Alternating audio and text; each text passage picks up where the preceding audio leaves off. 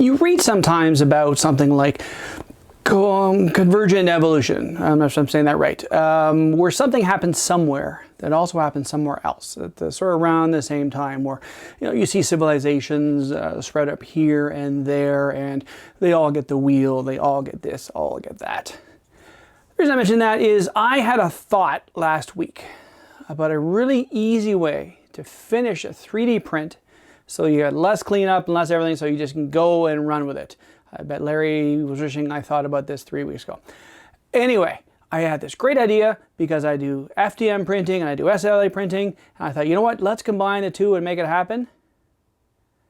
Well, I'm not the first or second or third or fourth or fifth or 20th, but it does work.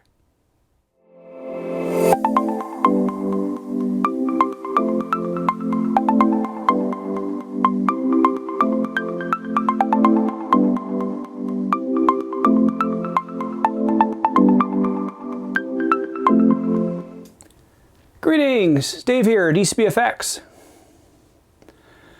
Today I want to talk about something I thought of, as I said in the opener. I thought, you know what? I love using my resin with silicone molds because, you pour in the mold and you get your prop and it's so easy to sand and it just makes it nice and pretty and you're done. Since I've got into 3D printing, well, I'm not printing ABS, so I'm printing in PLA. Not so easy to sand, so Bondo and sand and repeat and Bondo, sand, repeat, Bondo, sand, repeat. I was thinking, I've got this resin printer. What if I paint a little bit of resin on there, cure it at my curing station, and then I've got a sandable finish and I can just go to town on that. Oh, this is great. I should tell everyone about this. Well, it exists. Go to YouTube and look it up. There's tons of different people doing the same thing.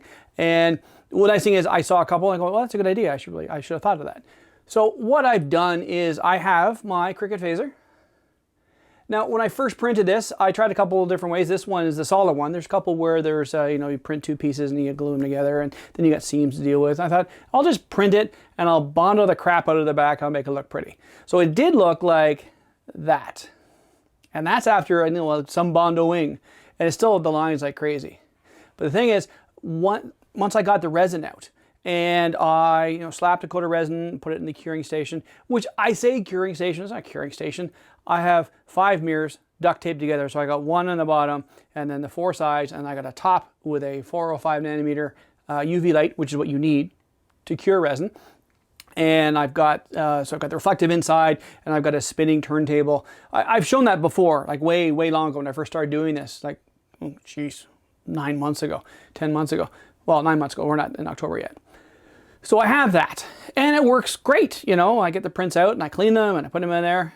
I say, well, let's just do this. So, couple coats and it looks like this. Like that's, I haven't sanded that yet.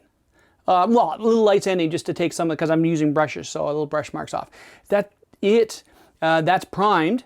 And I'm going to then give it a little quick sand on some 600 and then give it a coat of the Dove Gray, which I have several cans of now. Thanks to my friend Don, who had me get some for him, as in, can I deliver to your shop? Because they won't deliver to my house. Fine, whatever, I don't care. So I found then the supplier and I got a couple myself. I have the correct Dove Gray for Star Trek props. So anyway, this is just, it's so simple. And I think for me, this is a game changer because I have all the equipment. I was talking to my wife about this and she said, oh, that looks really pretty. Why does everyone do this? Well, not everyone has resin and a curing station.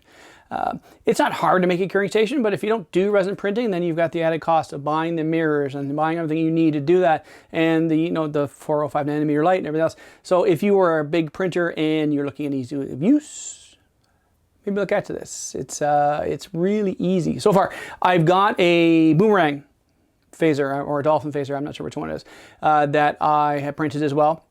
And it looks great on top, it looks terrible underneath, so I've got a couple of coats of it. It's not quite as good as this. This was, closer.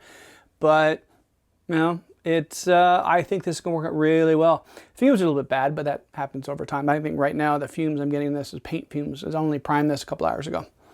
It's still not perfect, but it's a whole lot closer. So I'm quite happy with it.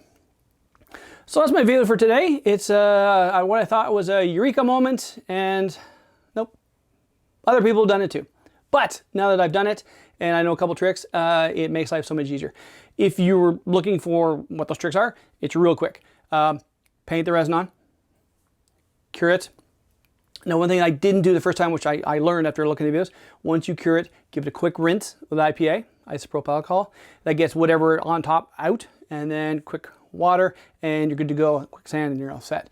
So it's that one step I wasn't doing until I looked at the video and said, well, it's still kind of tacky. Well, there's layers of stuff that filled in, so it works really well. So that's it for today. Thanks for coming by and checking me out, and I will hope to talk to you soon.